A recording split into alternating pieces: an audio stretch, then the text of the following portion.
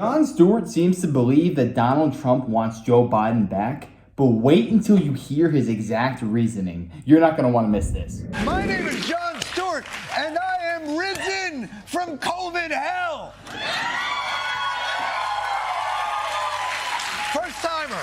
First timer, did not care for it. I do also want to welcome in all of our viewers who are probably joining us from X after watching an amazing and surprisingly life-affirming conversation between Donald Trump and Elon Musk. You know, when they started quoting their favorite Maya Angelou passages to each other, my interpretation, the caged bird is singing for Bitcoin. We do have a great show for you tonight. Mark Cuban is going to be joining us later. And, you know, we mentioned earlier, on this program, occasionally, we do make fun of Donald Trump. Occasionally. And with the ribbing and the joshing and the pulling the pants down and the pointing. But he is in pain right now. Multiple sources tell the Washington Post Trump has grown increasingly upset about Harris's surging poll numbers. Trump is, quote, complaining relentlessly. Posting multiple times on social media, clearly frustrated with Biden's decision to step aside, saying, quote, now we have to start all over again. Not fair! Jesus! A month ago, he was basically already the president. To be fair, what they did to Joe Biden is completely undemocratic. I think Trump is more so upset with the establishment and how they allow this blatant corruption to take place. And also, if Joe Biden is still cognitively fit to be the president of the United States, why would he not be fit to run in 2024? Back then, people thought his VP selection was a smart choice. He had it all in the bag, and it was taken away. He was perfect on the beam. He nailed the dismount. He was walking to the podium to get his medal, and Romania files an inquiry at the last minute, right at the last minute. And they're just stealing it from him. And by the way, Romania, file all you want. You're not getting that medal back. Huh? You're not getting it back. Oh, I'm sorry. Oh, we have an inquiry. Yeah, good luck. But now, instead of enjoying the fruit of 6 years of Biden attacks, Trump's got to start all over again. And the audience has to literally sit through him getting up to speed. There are numerous ways of saying her name. You can say Kamala, you can say Kamala. Kamala. Hey, Kamala. Trump misspelled Harris's first name as Kamala.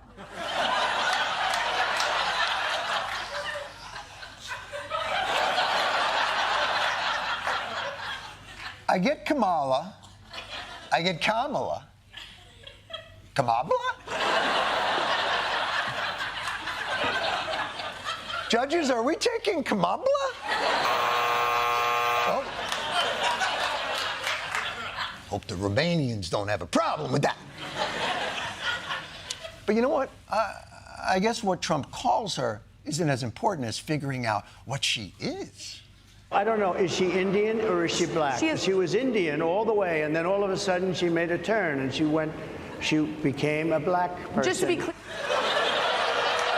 I'm with Trump 100% on this. You cannot live your entire life in politics being so proud of the fact that you are Indian, only to change it on a dime to say you're African American just because it suits you better politically. How about you have some conviction and say, you know what, it might hurt me in the polls, but I'm a proud Indian. I would respect Kamala so much more for that. The thing is, I don't know what her heritage is. All I know is that what she has publicly stated in the past, and she's only recently changed her tune. So I think it's well within Donald Trump's right to question this. With all my Indian ethnic slurs I was gonna use, it mostly involved turmeric and cumin. But she made a turn into black. He talks about it like she wandered into the wrong neighborhood. She was driving on the Upper West Side, and then boom, she's in Harlem. Boom, with a turn. You know what, Donald? You're clearly struggling. Let's get some issue-oriented ideas flowing here. You know what we're going to do? Come on, my brother. I'm going to help you out. Here's what we're going to do. We're going to do some... Apparently, I'm in a musical about gambling all of a sudden. All right, here we go. I got my pen, I got my pad, I got my visor. Forget the biographical stuff for now. Let's focus on the issues. I saw it yesterday on ABC, which they said, oh, the crowd was so big. And I've spoken to the biggest crowds. Nobody's spoken to crowds bigger than me. That's true. Politically, no political person has ever garnered the crowd that he has had. That's one of those mom and pop issues for the single issue crowd size voter. I'd move on, but you've got more?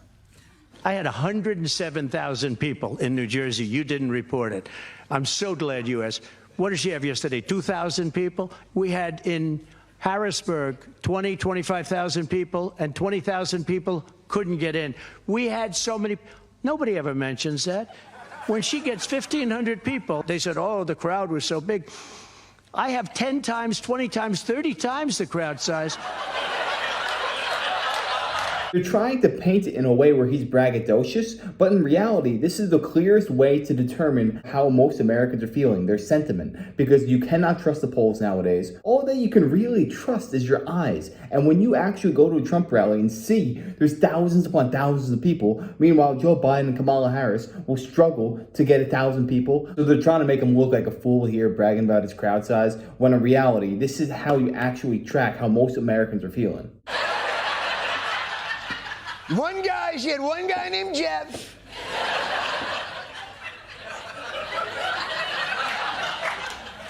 All right. It's very clear. You have everybody. She has nobody. Can we move on?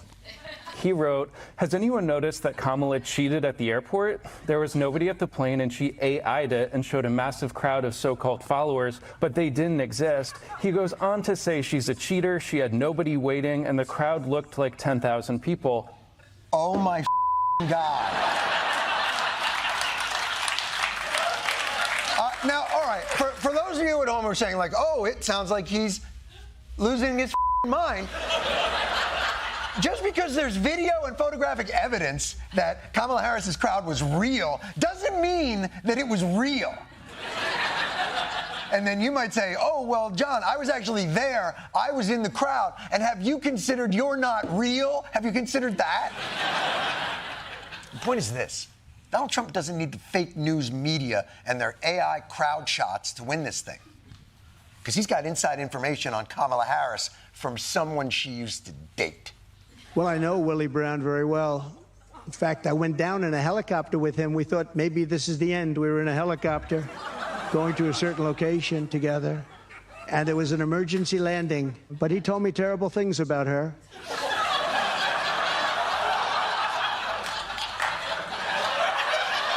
How is that funny? Like, I don't get why they're laughing.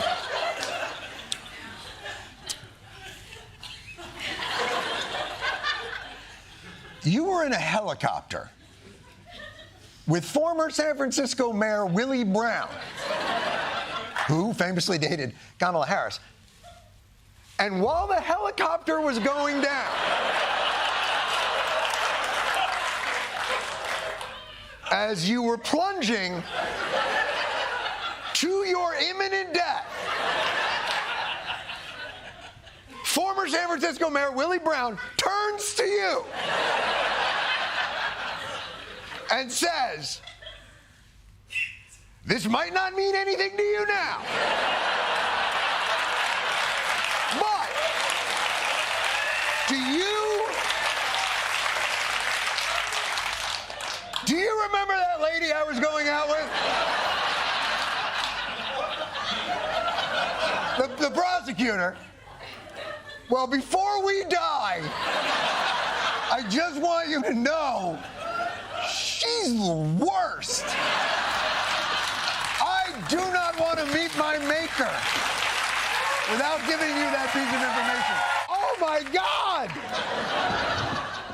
I gotta tell you, I'm sure a moment like that was seared not only into the memory of Donald Trump, but also into the memory of former Mayor Willie Brown.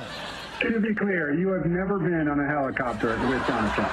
No, I have not. Are you kidding me? I just assumed that he was on a helicopter ride with somebody black and he made a mistake and thought it was me. What? What? That is so up. I'm sure that is not what happened. What are the chances Trump is just mixing up his black people? It seems that the African-American politician in question was not Kamala Harris's ex, former San Francisco Mayor Willie Brown, but rather this man, Nate Holden, a former Los Angeles City Council member who says he had a bumpy ride with Trump in 1990.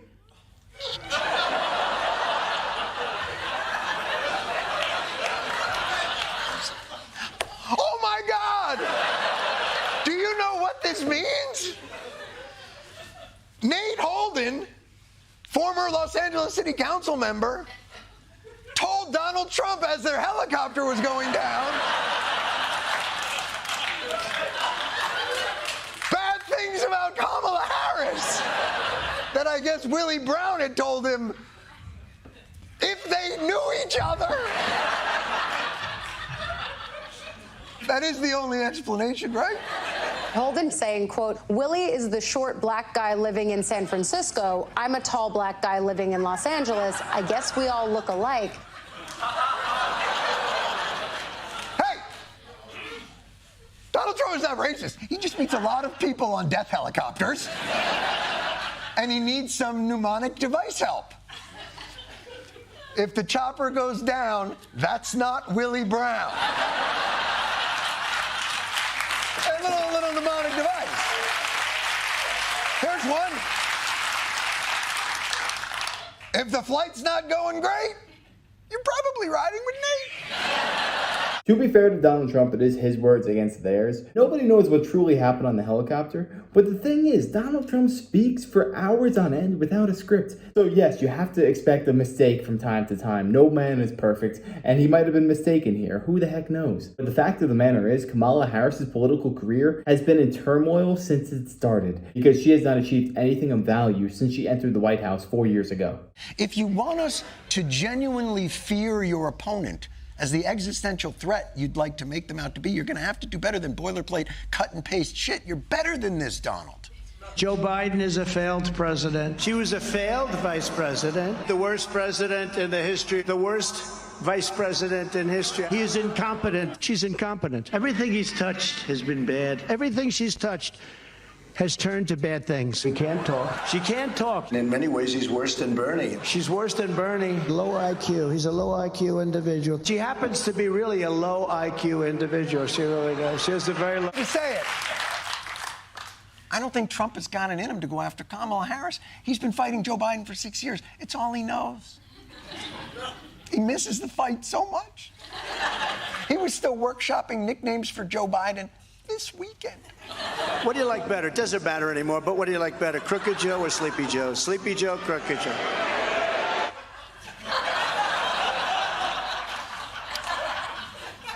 This is sad. It's like seeing an old man talking to an empty spot on the bench. And then you realize, that's where his wife used to sit. He would give her everything for just one more moment with Crooked Joe. I hear he's going to make a comeback at the Democrat convention. He's going to walk into the room and he's going to say, I want my presidency back. I want another chance to debate Trump. I want another chance. He's not coming back. He's not coming back, Donald. Hey, you know how I know he's not coming back? We have a camera on him. That's him. He's just sitting there at the beach having an Arnold Palmer. You can hear him sighing over the waves.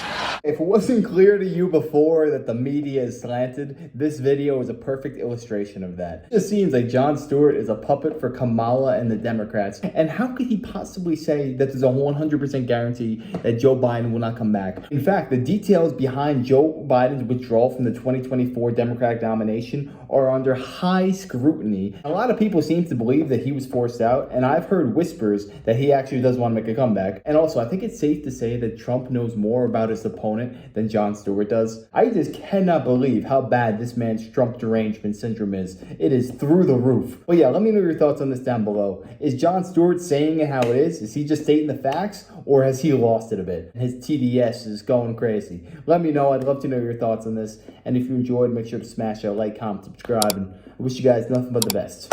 Till next time.